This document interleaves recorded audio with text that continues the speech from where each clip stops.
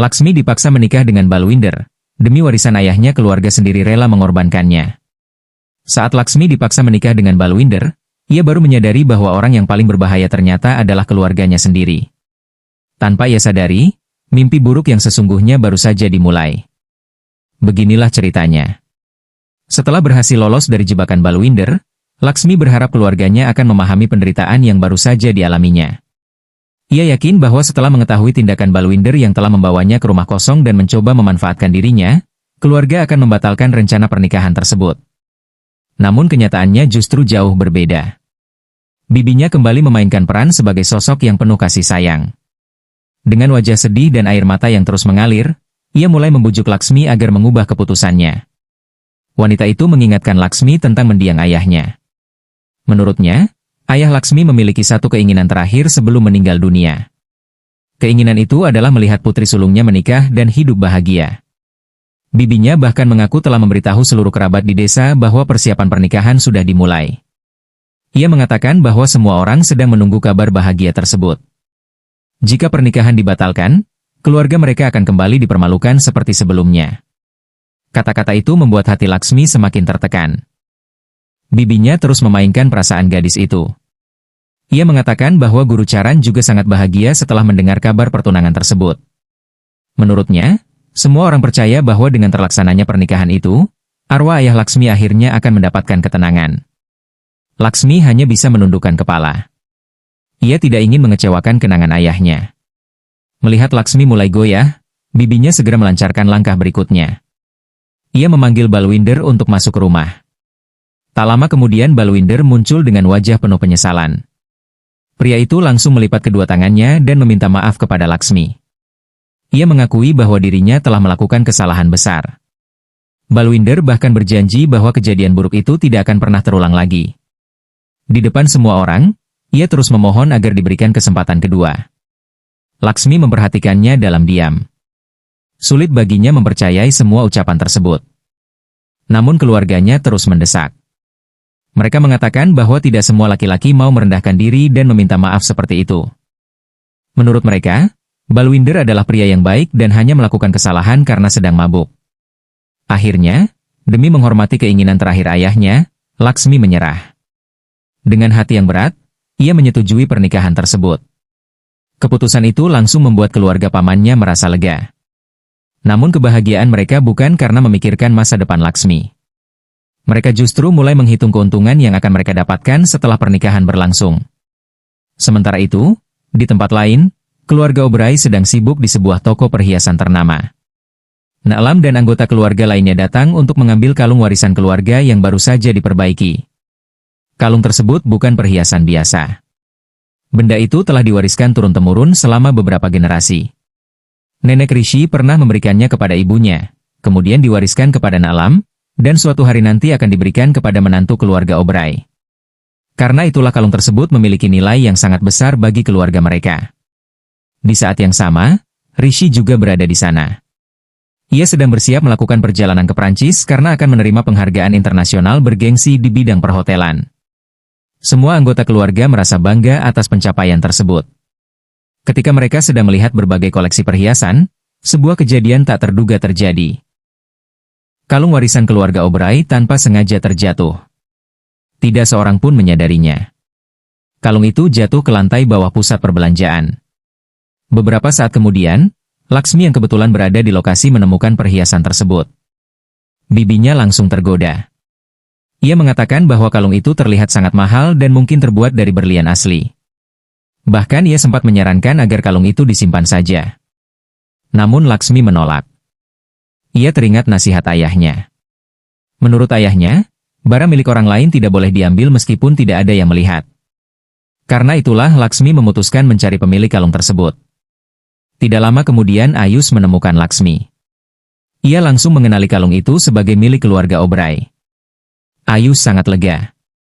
Ia mengatakan bahwa seluruh keluarga sedang panik mencarinya. Kalung itu memiliki nilai emosional yang jauh lebih besar daripada harga sebenarnya. Laksmi pun menyerahkan kalung tersebut tanpa meminta imbalan apapun. Kejujurannya membuat Ayus sangat kagum. Ia bahkan langsung menghubungi Rishi untuk memberitahukan siapa orang yang telah menyelamatkan kalung keluarga mereka. Saat mengetahui bahwa yang menemukan kalung itu adalah Laksmi, Ayus kembali bercanda tentang hubungan takdir antara Laksmi dan Rishi. Menurutnya, terlalu banyak kebetulan yang mempertemukan mereka.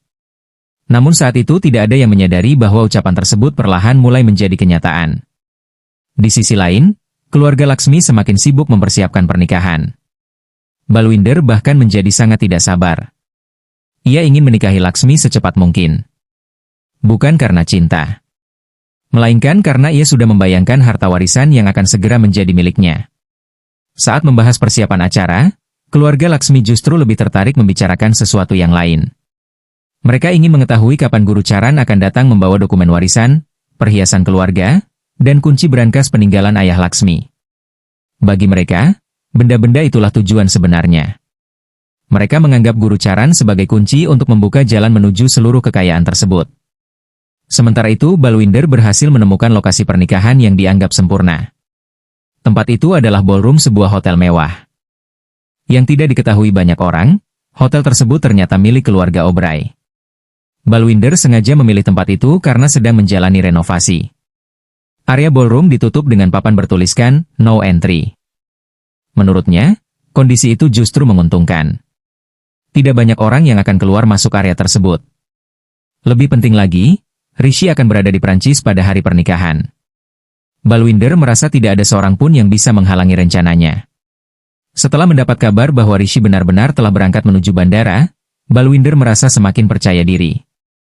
Ia bahkan mengatakan bahwa Tuhan sendiri seolah sedang membantu mewujudkan pernikahan tersebut. Hari yang ditunggu akhirnya tiba. Rombongan keluarga dari desa mulai berdatangan ke hotel. Mereka terkejut melihat kemegahan tempat pernikahan itu. Banyak yang tidak pernah membayangkan bisa menghadiri pesta di hotel sebesar itu. Paman dan Bibi Laksmi dengan bangga memamerkan semua persiapan yang telah mereka lakukan. Mereka mengatakan bahwa kehidupan Laksmi telah berubah sejak pindah ke Mumbai. Sementara itu, Laksmi sendiri tidak merasakan kebahagiaan apapun. Semakin dekat dengan upacara pernikahan, hatinya justru semakin gelisah. Shalu bahkan mulai menyadari ada sesuatu yang tidak beres. Ia masih mengingat semua perbuatan Balwinder di masa lalu. Menurutnya, pria itu tidak layak menjadi suami Laksmi. Namun Laksmi terus meyakinkan dirinya bahwa semua ini dilakukan demi menghormati ayahnya. Tak lama kemudian, rombongan pengantin pria tiba.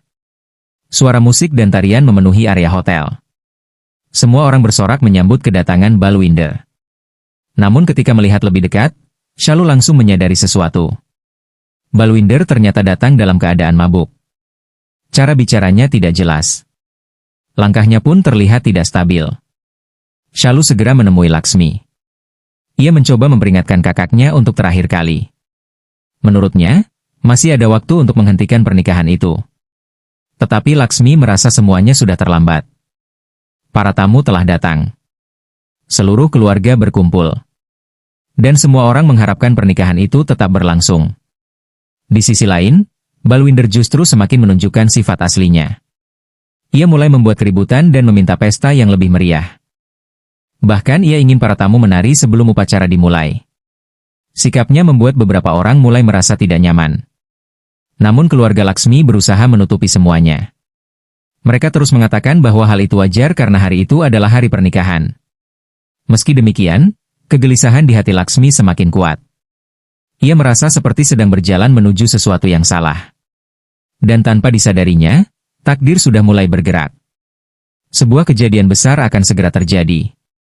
Kejadian yang tidak hanya mengubah hidup Laksmi, tetapi juga mengubah nasib Balwinder dan keluarga yang selama ini berusaha memanfaatkan dirinya.